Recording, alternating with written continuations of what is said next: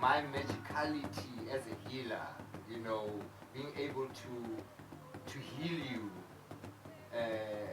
without having twasat was there long before Ingenepetwe. I do believe Uti, when I say study, it's because I am called, I am chosen, I have been a healer, but not necessarily a Sangoma. So Ubaba has to teach me the ways of Abango. He has to teach me how to carry myself as Isango. Give me the whole outlook and overview of Ubungoma. But I am Isangoma. It's just that I'm sharpening my knowledge. The term Ubungoma, first of all, comes from song. Ingoma. Ubungoma, Isangoma, umuntu oza nengoma. Because song is the essence of the study. It is in song that you will find the messages that even your Baba is not passing on to you. It is in song that you share your pain. It is in song that you share your joy. It is song that gives Sangoma the bravity to can face the impossible.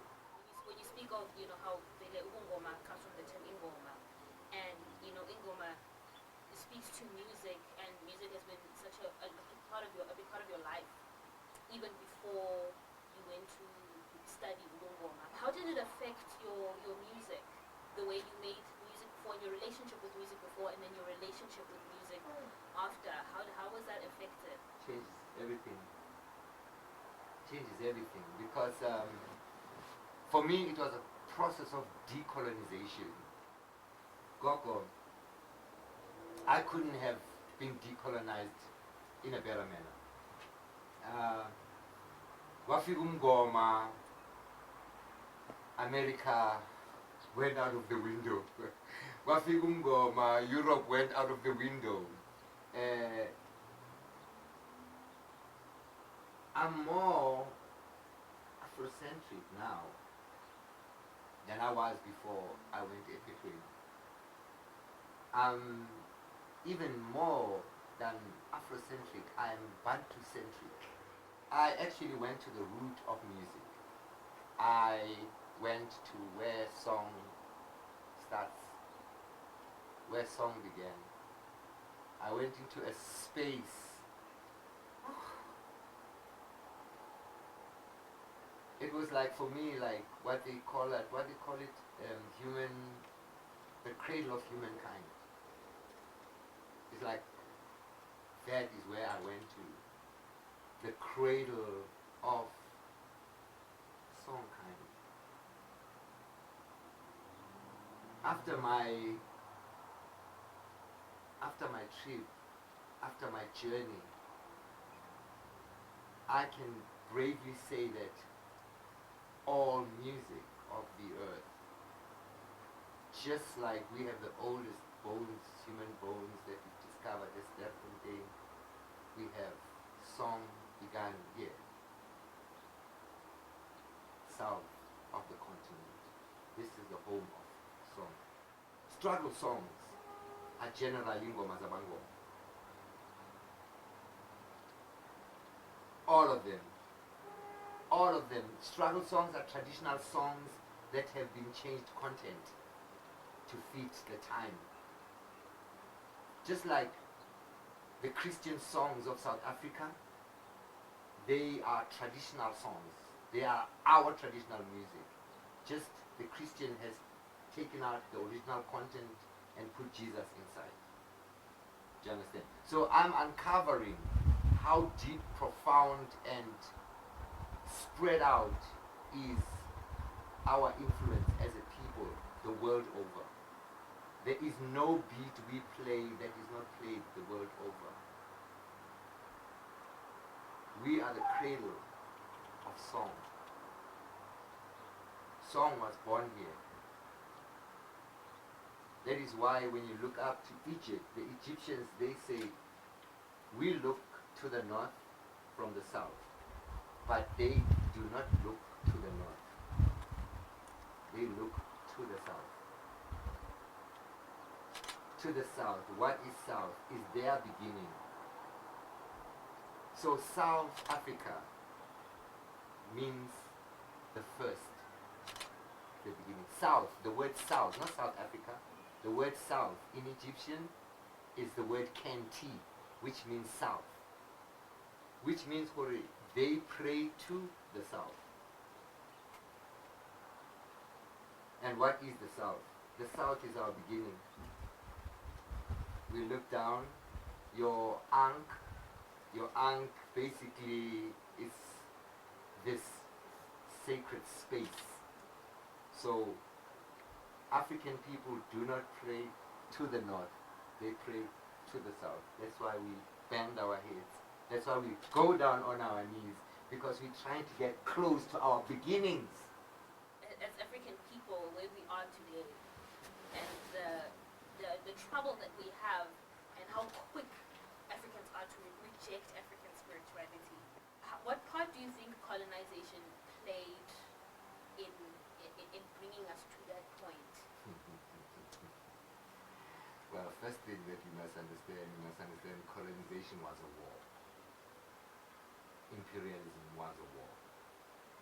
And what war was it? It was a war against your consciousness, what you know. It was a war against knowing, so that when the change comes, it brings assumption, where we stop knowing and we assume everything.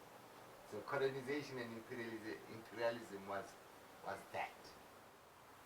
They came here on a plan, and they have executed their plan.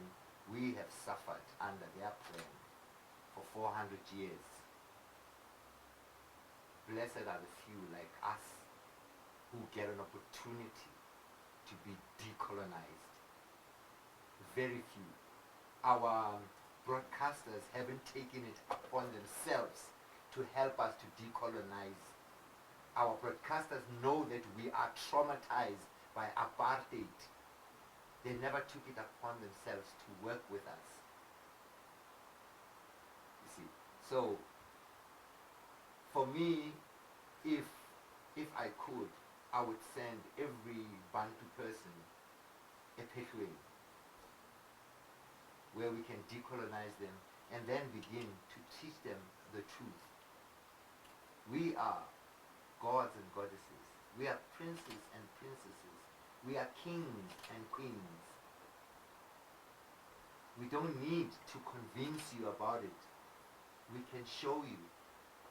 We can show you that we had electrical lights when we drew on the pyramids. We had light in a globe when we drew. Why? Because you cannot find musidi, you cannot find soot inside the pyramid. You cannot find sign of smoke in the pyramid to show that somebody was lighting. We have books, we have images, even in the pyramids, of people with a globe and connected to a battery. Those years ago, Koko, count how old are the pyramids. We had globes, we had lights, we had batteries. Then, Koko, we were healing people. We knew The person has a heart inside. We knew what was inside a human being. Imhotep, the greatest doctor of doctors, the one who set up what people claim to be theirs. We did it all. So, when I'm saying Bantu-centric, it's basically just finding time in ourselves to tell each other these truths so that at least we know. So basically, don't apologize for colonialism. If we want ourselves back, we can just do what they did and have a conscious war and take back what is ours. Nobody has to bleed, but we have to engage each other on this level, whereby see equal. You know, I like now where they have a gun over our heads. We are not equal. What are you negotiating with a gun on your temple? I'd like to get into the healing aspect of ubuntu. What would you say is the difference between holistic healing and healing, especially with pharmaceuticals and? Okay. One. When your Western medicine, when your antibiotics hit your body, they fight the illness, né? They find the sickness, and then they start to, this one is a cold, kill him, and this one is this, kill him. You see what I'm saying? Ne? The things come in to kill. But our stuff, Mangnigimbiza, it does not kill anything. It grows the positive cells, and then the negative cells become less. That's your pharmaceuticals. That's the business they push. That's how they are. Until we have our own radio station, our own television station, where we can push our own ideas, until we cut ourselves out of this system, we will stay where we are. We will be begging when we should be ruling, when we should be giving direction to the doctors. Zubarayende mpandiwe, Zubarayende. Jogara shigaro sha, matende ujatende kai. Ah, oh, Zubarayende. Jogara shigaro sha, matende ujatende kai. Zubarayende mpandiwe, Zubarayende. Jogara shigara shama tende utatendeka watendeka. In the ancient times, we used to have what we call obelisks. Obelisk is a long, very long structure, built structure. It's long. There's one in Washington. When you see Washington, you always see that structure. It's called an obelisk. For me, drums, music, clapping and singing was for me that obelisk of consciousness. Drums and singing and clapping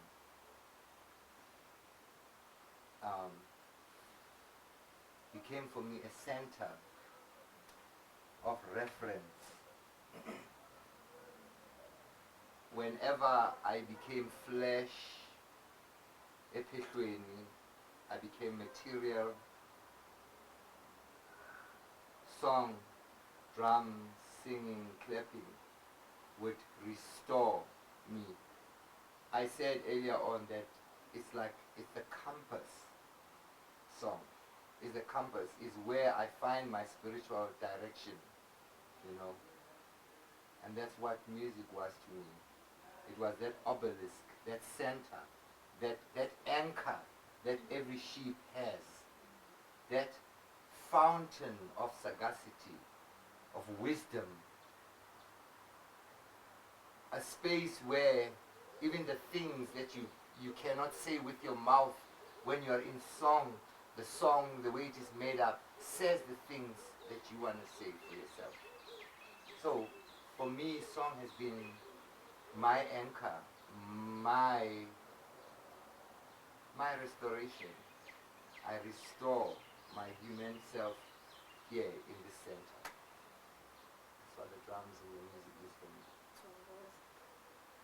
And then what would you say is the overall role of a Sangoma in society? Sangoma in society is like a king. It's like a king. That is your responsibility, Sangoma. You're king. One, chaos, where you rule, is one of the things that is unacceptable. You see what I'm saying? You're king. You're ruling a village, a community. And for when a Sangoma to operate nicely, one is when these people are not sick. Then it makes you happy when people are not sick. When people are not fighting with each other, that brings happiness. Today you have Sangomas and you have what are also called non-houses, or Sangoma abango non-houses. Sangomas which are captured, basically, which are captured to mislead the Bantu person.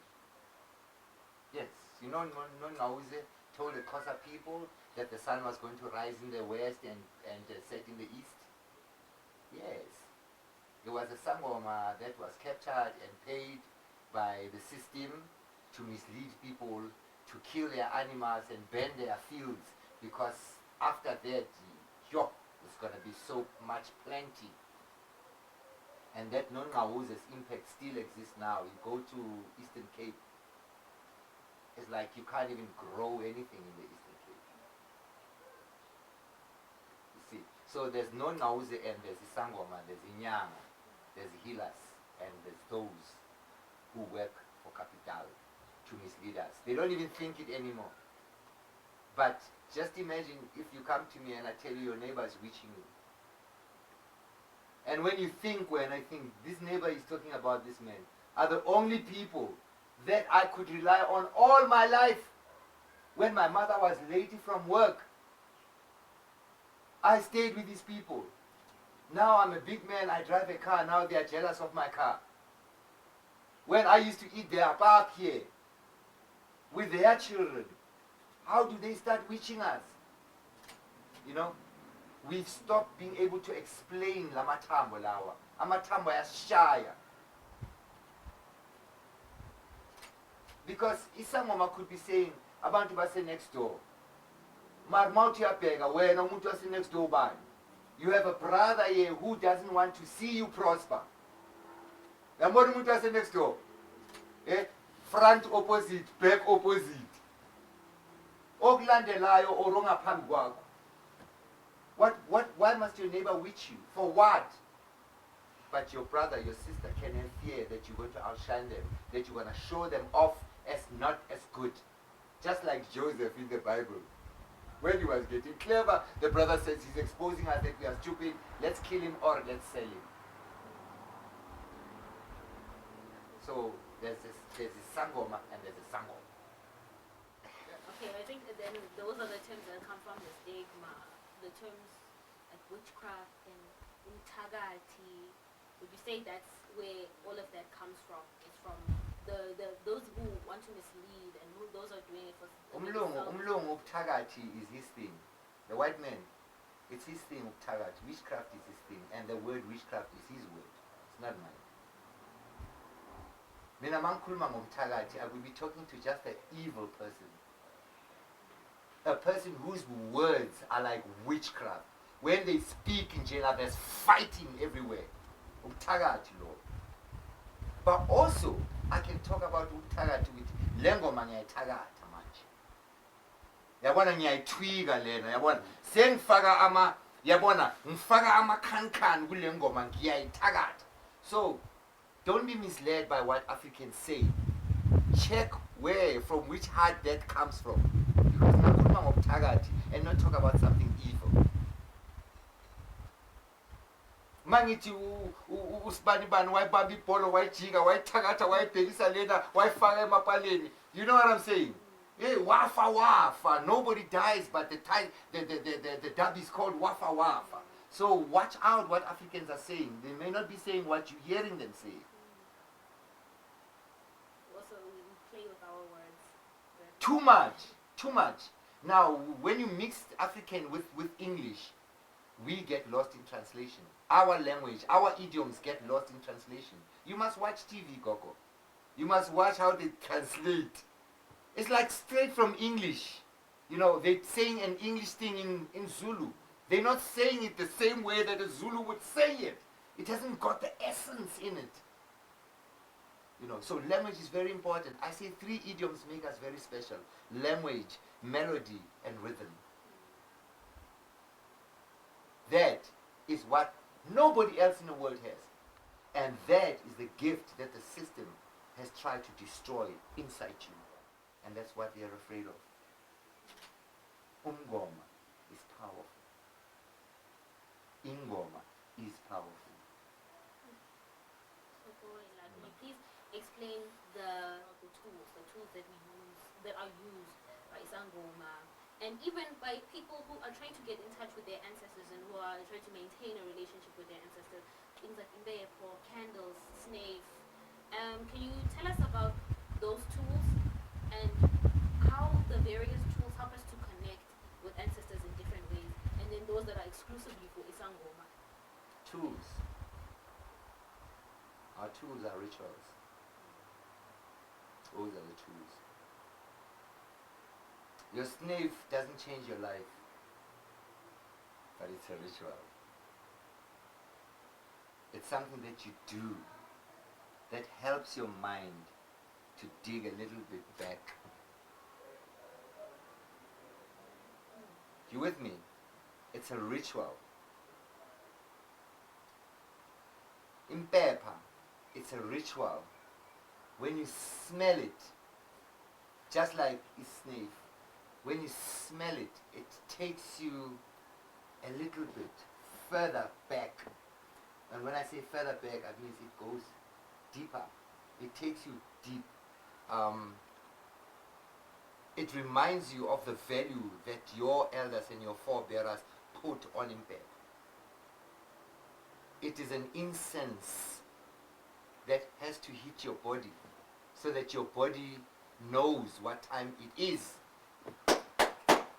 Togoza koko. Togoza. So that your body knows what time it is. What are we doing now? Sit in paper. Khona umuntu ophahlayo. Isikhathi sokuphahla. Yini? You know, it's tools that help you to remember your essence, to remember who you are.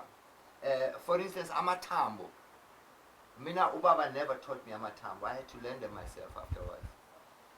But when people came to hlola, siyahlola bothokoza, and we run, we have to hlola. And ubaba looks at you and says,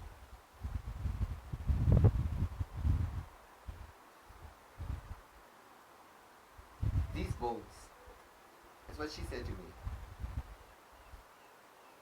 they don't talk. They dead. How, Baba? God, what did I come to do here? You let the dead bones, they don't talk. He says, yes, they don't talk. He says, you are throwing the bones because the person who came to see you wants to see bones thrown.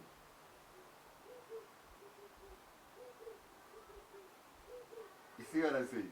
So it's a tool that helps you to be comfortable with me, to believe that you've come to the right place. You've come to a Sangoma. Why do I throw my bones down, look at them, and then look at you in the eyes and start talking to you? It's because there's no news there. The news are here. Indaba isemahlweni ke. Ayisemathambeni. See, impepha, snaky. Those are tools that help us to connect.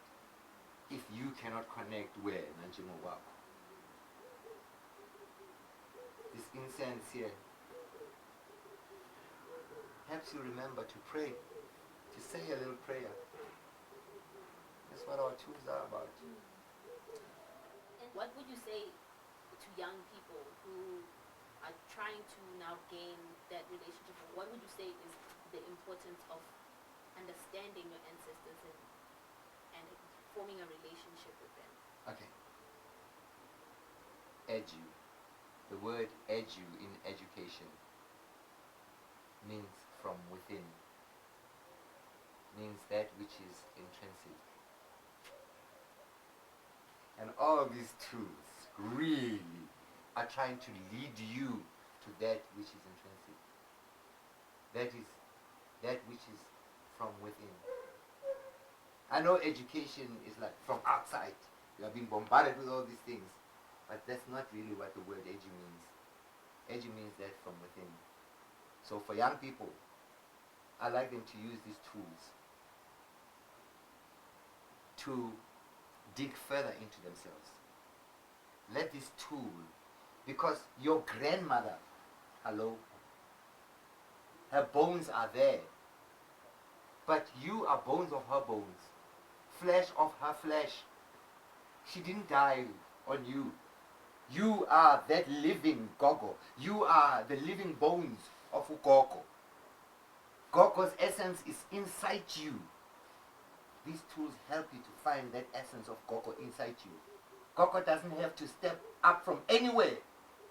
You invoke Gogo from inside you because her blood is in you. We're all made of water. And water has got more memory than anything else in the whole world.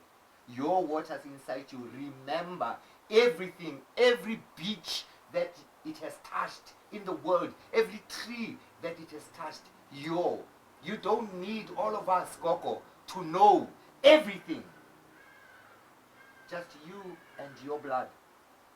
And your blood will reveal to you. You only need me to affirm what your blood is revealing to you.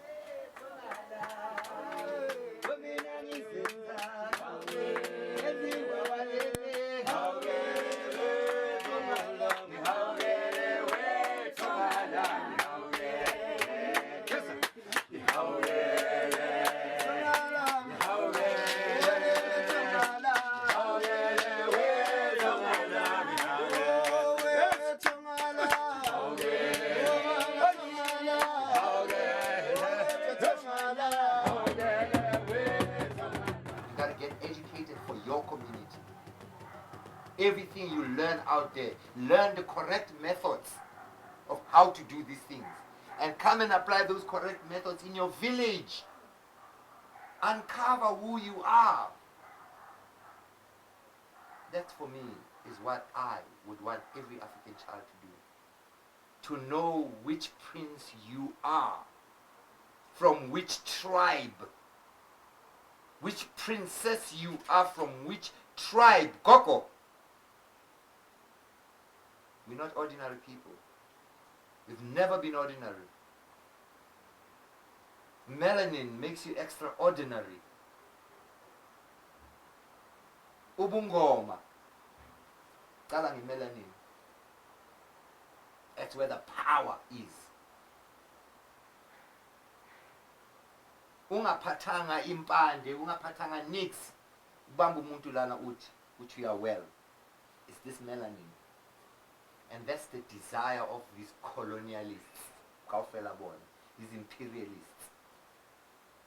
They went into our tombs, Gogo. They took out our mummies, put them in England. You know what they did?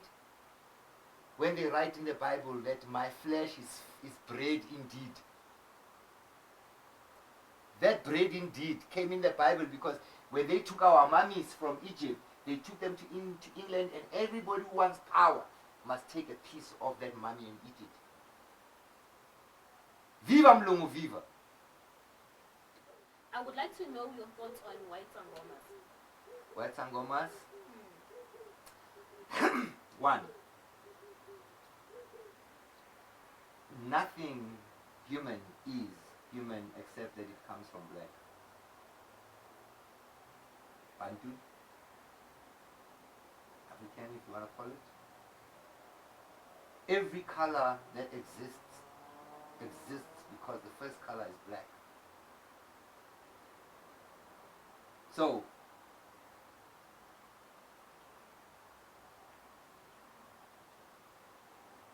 one of the other scientific truths I read is that science has found that every human being in this world, every human being, did you hear me, Coco, has got the DNA of an African woman, of a Bantu woman. So, if your albino child decides to be a Sangoma, there's nothing wrong with it. The only thing is, when you look at it politically, you find infiltration and invasion. And they are the people who are going to come here and live with us and then go and misinterpret us. They are the ones that are going to get famous for us being Sangomas. So it's infiltration, and of course for the Kobela is business. But I do not hold it against white people. They are our children. They can become Sangomas. But on a political level, sometimes I would like to vet these people on a serious note. Vet them, you know, and see if they are true or real. Anyway, I'm not going to be bathi ngekubandlulula idlozi ngobala. You cannot discriminate against idlozi because of the color. So those are the teachings that Kobela gives you. That otherwise I would come out and say, Yazini, Mlungu one side, Taki one side. But Kobela teaches you ubuntu. Do not take me for my skin, and then you'll be fine. Don't judge me from my skin. No racism, Ewunyangi. Lalela idlozi, bheka idlozi, bheka isiphiwo sami ngaphakathi, futhi ngiphatheleni. Don't look at my color. It will confuse you. How would you explain, define the term Towoza? One, besides that, it's a greeting, but already it's a command. It's a command. I'm commanding you to be happy, to be joyful. It's a command, it's a healing command. Now that you have come to this place of healing, Togoza, be grateful that you could be here.